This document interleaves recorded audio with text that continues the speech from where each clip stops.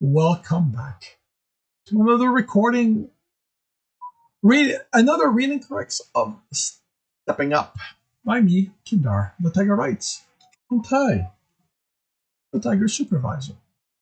Today, we are doing chapter 110, the last chapter of the book.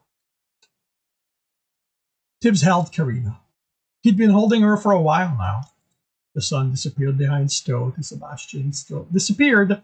The sun disappeared behind Stowe to Sebastian still screaming for Tibbs to stop, for Tibbs to end it, for Tibbs to kill him. His screams drew thugs and the bodies of those who tried to rescue their master littered the grounds. He didn't know how he killed them. He had no memory of doing so. They had been unimportant, mere annoyance trying to interrupt his important work, making Sebastian scream. When Sebastian finally stopped being able to scream, he was spread over the grounds nearly as wide as the bodies of those who tried to save him. Tibbs remembered how he hurt. He remembered icing one of the man's fingers, then snapping it off as Sebastian watched in horror, then started screaming as the part still attached thawed and the pain registered. Another finger he pulled fire in until it smoked, then blackened, and finally flame danced over. He melted a foot with corruption, used darkness on the hand until it was so weak the essence dissipated from it. He made him cough out sand, then water. He filled the man with so much light he was battling all the things he never wanted the others to know. And Tibbs used purity. Anytime he was using another element on anytime he wasn't using another element on Sebastian, he filled him with purity. It did nothing for the pieces he'd removed, but it kept the man alive for far longer than what Tibbs did to him at Chevalau. But in the end, it wasn't enough. It wasn't long enough for Tibbs. Eventually, he removed one piece too many, and after flinging it away, no amount of purity could keep the essence within Sebastian from dissipating entirely. Tibbs screamed then. He screamed at being denied the entirety of his revenge, at Sebastian being let off far too easily. With all the power he had, he should have been able to prolong the justice he administered for days and weeks, not mere hours. He filled himself with fire and let his rage burn. It burned the wagons and their contents. It burned people running toward and away from him. But it didn't burn away the evidence of his work or Karina. He wanted his work to remain as a warning to any who would think to hurt those he cared for. He wanted them to know what Tibbs was capable of and stay away. He never wanted to do this again. He never wanted to lose anyone again. He never wanted to have to rely on water to keep the pain he allowed through him as he took Karina in his arms. He wailed as he cradled her. He wailed until he couldn't wail anymore and simply cried. He cried until he ran out of tears and simply held her. He held her until he was back to himself. Until he was back to himself. Until he was back to himself enough to know it wasn't her in his arms. Karina was gone. She'd never get to chastise him for not taking his letters seriously, laugh with him as Jekyll looked baffled at something he said, sent his man storming off. The body wasn't hers, but it was all Tibbs had left of her, and he couldn't let go. If she wasn't there, Tibbs wasn't sure he wanted to be there either. If he wasn't there anymore, he wouldn't feel this empty pain that had settled deep in his reserve. When the soft voice registered, I wonder if there should be you know what? When the soft voice registered, he knew it had been there for some time. Tibbs didn't care. If they were here to kill him, that was fine by him. It would take the pain away. He wouldn't have to think about how he failed his family, how he hadn't protected Karina. Tibbs. This time, the name was called with insistence and pushed through his pain enough he recognized the voice. He looked up at Jacko. She's gone. The statement was hollow, the pain stealing any strength from it. I know. Jekyll tried to smile and failed. Looks like you made my father and his people pay for it. Not enough, Tibs said, an amber of hate pushing through the pain to give his voice heat.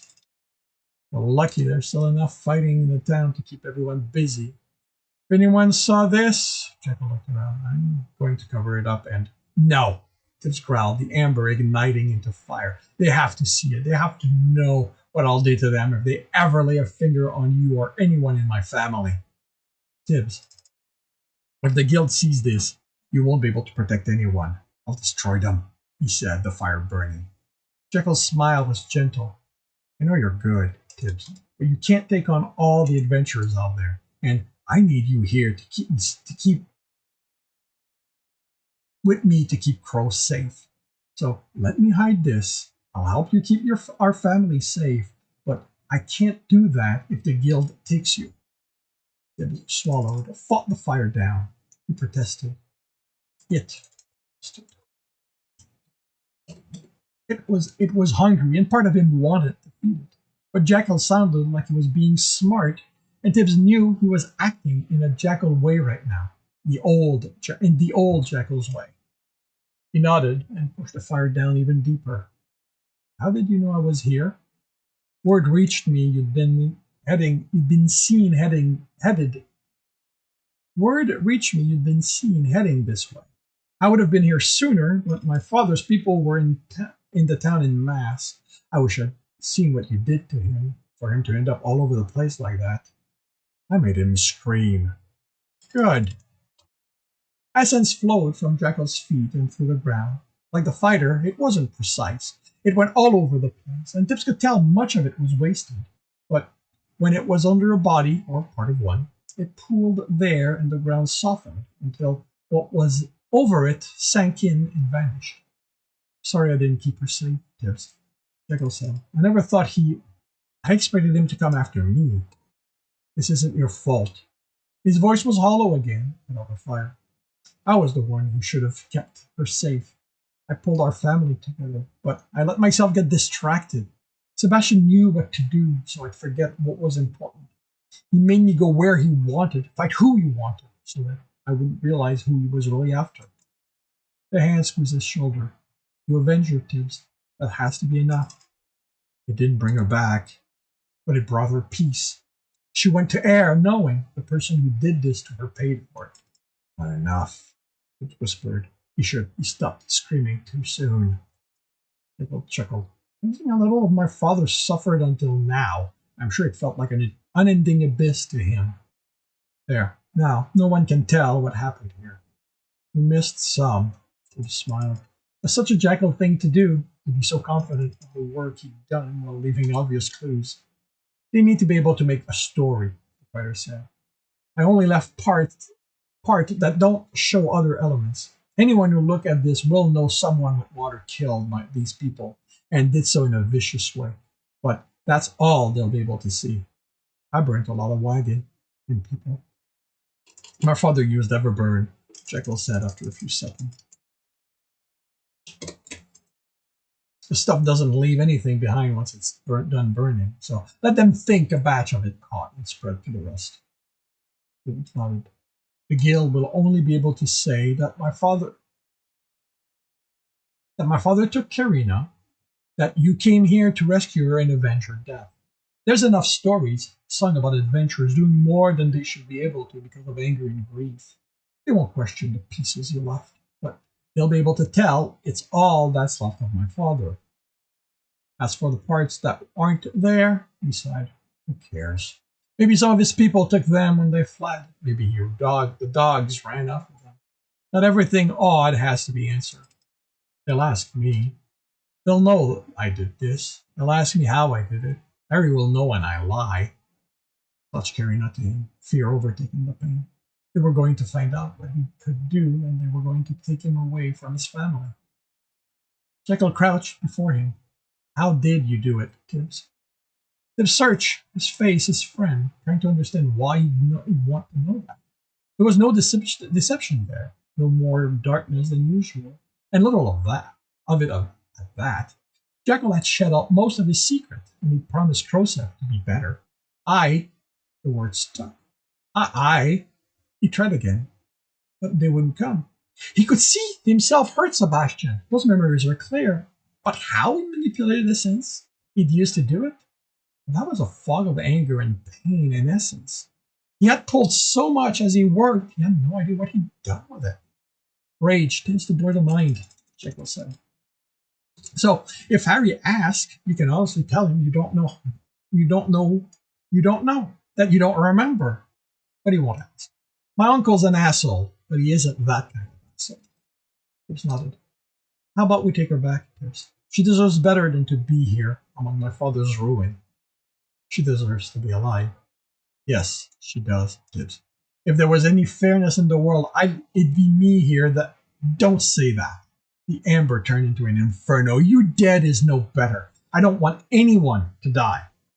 Jekyll nodded, and at the lack of protest to fuel it, the inferno died quickly. When the fighter reached Thekerina, Tibbs pulled away, so he helped him up instead. She grew heavy in his arm as they walked out of the camp and through the town, but he endured the pain and used only earth to straighten his arm when he thought he might drop her. It was his fault she was dead. He should suffer too. Someone walked to them. Tibbs saw them, but didn't as well. They were a form, nothing else. Who did this? A woman demanded, anger in her voice. They're dead, Jekyll replied, as is my father.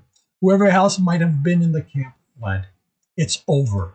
Spread the word. Tell those thugs still fighting. If they surrender, let them. Give them to Knuckles to deal with. Let the town folks know it's safe to come out. The door is going to be closed, she said. I heard Tibbs got it too. The dungeon will know it's safe, Jekyll said. They can sense stuff like that. So we'll open the door soon so we can go on our runs again. Tibbs sensed the people massing around them as they walked. He recognized me. Why do I keep doing that? Mez and Kumdar by their essence as they stepped in next to him. More people waited for them outside the inn, and Croseth at the forefront. I'm so sorry, Tibbs, he whispered, hugging him around her body. I hope you can pay. He headed in fully. Tibbs nodded, then let himself be guided inside. Instead of heading to their table, Croseth led Tibbs up the stairs to a room where a tired-looking Clara waited. Can you save her? Tibbs blurted out, suddenly hopeful. She was a cleric, and she had more training than he did. Who knew what they could do? I'm sorry, she said sadly. That is beyond Purity's purview. What I can do is ensure her body is preserved until it can be returned to her element in the way she wanted. Her family should be told, Kundar whispered. I'll get right on it, Jekyll replied sarcastically, as soon as we have a way to send messages out. I mean only that while her element is air, the cleric replied tiredly, her family is from Purity. They may wish to handle her return according to their ways. Jekyll sighed. I know I'm just... We're all angry, Mez said, lips tight. If your father were dead already, I'd have an arrow burning through him right now. The head's still there, Jekyll replied. Feel free to get in some target practice. But stick to normal arrows. If there's even a suspicion he escaped, no one will be able to rest quietly. Clara guided Tibbs to the bed, where he reluctantly laid Karina's body. She did something with Purity, but he didn't pay attention. His focus was on Karina. He pulled a stool to the bed and sat. Karina finished her work and left. The conversation died down. People moved around him. Some lay a hand on her. Tibbs didn't move. Tibbs? Jekyll asked. You should come down. I'm not leaving her. Tibbs, let him be, Croseth whispered. He has to deal with this in his own way. More came and went. Eventually, no more came. And those still there left, one by one. Jekyll being the last. I'm sorry, he told her. He'd said so often enough, he thought there were no numbers for it. He felt as hollow as his voice sounded. Being sorry didn't undo what he'd let happen. He wanted to make it up to her for failing her in such a way, but she didn't wake up to tell him how he could do that. So he wanted her to wake up. He so wanted her to wake up and be angry at him, to scream at him, to promise she'd make his letters more horrible than it had been at this point. I'm sorry, he told her yet again, and discovered that he had tears left to shed. The food on his plate had been steaming when it was put before him. Now it would be cold. He hadn't touched it. He wasn't hungry or thirsty or anything anymore. This wasn't the way purity took those away. Anything he felt was sucked into the abyss inside him. Even that amber was gone, dead from nothing to feed on. Everything fell into that abyss, tempting to fill it, Tibs thought, and failing. It wasn't as his team stable by choice. He wanted to stay at Karina's side, but Tandy had wanted time alone with her friend to say goodbye. He hadn't been able to refuse her. Karina had been important to a lot of people in the town, and they too would want time with her. He wavered between feeling better that so many people had cared about her too, to feeling bad that in failing to keep her safe, he'd caused them to suffer as well.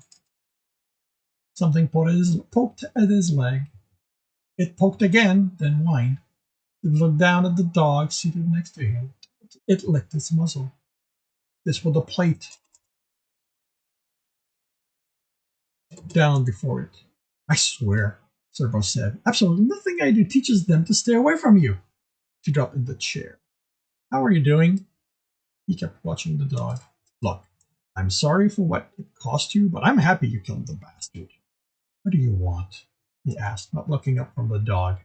She hadn't cared about Karina or him. She didn't care about people. Her dogs cared more about him and Karina than she did. Your presence is being requested by guild leader Tirania, she said. Could have been the vaunted voice of the guild here telling you that, but he's nowhere to be found, so Harry decided I was the next best thing for a reason. He petted the dog's head, and he licked his hand. The gesture was more comforting than anything Serba said. Did you hear me, Tibs? Yes. He scratched her behind the ear, and her tongue lolled out. Well, what? The dog canted her head, and Tibs saw the sorrow in them. She understood his pain, for she knew firsthand how much of a pain Serba was. She isn't going to like that you're making her wait. I don't care. Why should he care for anything Tirania wanted? Where was she when Sebastian attacked the town? When he killed Karina? Tibbs, she isn't someone you tell no to, and this is about rewarding you. You get to be a hero again. You aren't going to refuse to have the guild leader sing your praises, are you? He looked up to see her grin, and that amber Tibbs thought was dead came to life. Praises? Someone wanted to sing his praises when he failed so miserably? And that person was the one who had forced him to take charge of this fight? Had put him in a position to fail Karina? He poured water on the amber. Serba was only the messenger. He kept on pouring water when the amber fought him, reminded him there was someone else that should pay for Karina's death. He agreed with it, but this wasn't something he could take on under its heat. He iced the water inside him until the heat was gone, poured it into that abyss that didn't seem to want to fill. He couldn't fill it with ice, but he could block it, make it so it couldn't demand more and more out of him. He iced every part of him that even hinted of wanting him to feel pain, to feel anything. Tibs, Serba said in the stretching silence of him, and ensuring nothing of what was about to come could hurt him. You really don't want Harry to be the one to drag you there. Tibs didn't care. He found he cared very little for what anyone wanted.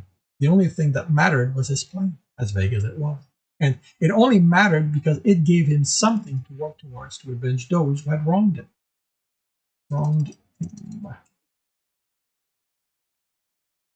And because he didn't care, he saw that his plan started with him playing the part of the subservient.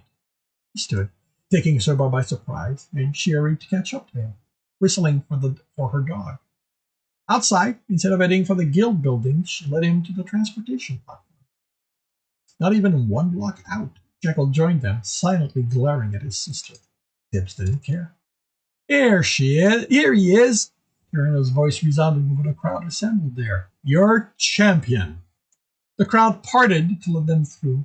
On the platform, Tirania stood in what would be resplendent clothing, if Tibs cared. On her left stood Harry, straight, ready to obey whatever order he was given, no matter how wrong they were. If Tibs cared, he'd be screaming at the men for standing by the dungeon door while his help would have ended the fighting in hours. On her right, Alistair looked at Tibs, his expression neutral. But there was anger behind that cool expression. Tibs knew his teacher well enough to see that. Not that he cared. If he cared, he'd have words with the man about sacrificing his belief for the easy path of going along with what the guild did. How hard had he tried to change things from inside, if, by his own admission, they hadn't? The crowd exploded in cheers as Tibs reached the step leading up to the platform, as if someone had instructed them on when to let their enthusiasm loose. If he cared, he knew he'd explode on them, possibly literally. It would be wrong, but if he cared, the amber of his rage wouldn't care. They'd lost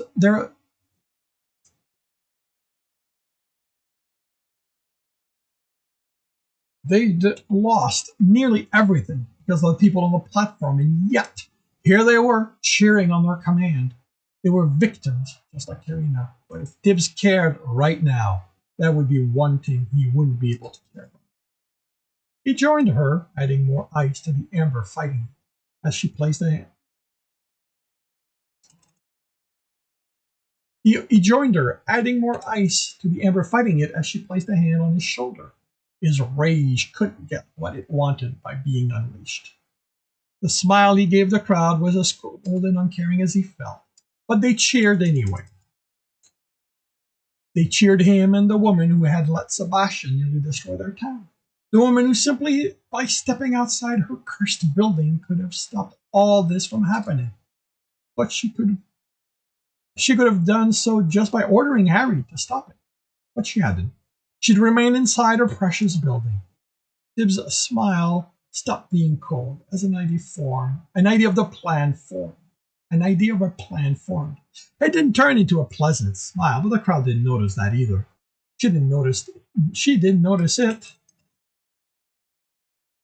Because all she had eyes for was the adoration the crowd sent their way. She was making herself a hero to the town by associating with him. Let her. Tibs didn't care. Let her think herself the hero. Let her think herself safe within her building.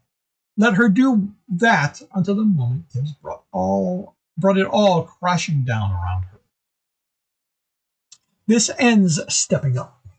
Tibs' story will continue in Breaking Step. And this concludes the book, the chapter. If you enjoyed this, please leave a like. Please subscribe and hit the bell. There will be more posted. I do not know when I will be getting. I will be writing the next book immediately, but I don't know when the Read and Corrects will restart for that book. But I will find more books to do so. I have plenty. If you want to read the story, it is up on Royal Road for free, as is the first book. If you want to support me, you will be able to read draft 1 of Breaking Step on my Patreon. If you want to listen to me continuing to do Read and Corrects, that is on Twitch every Tuesday morning, 8 a.m. Eastern Time. The links will be in the notes. And with that, I shall wish you a good day.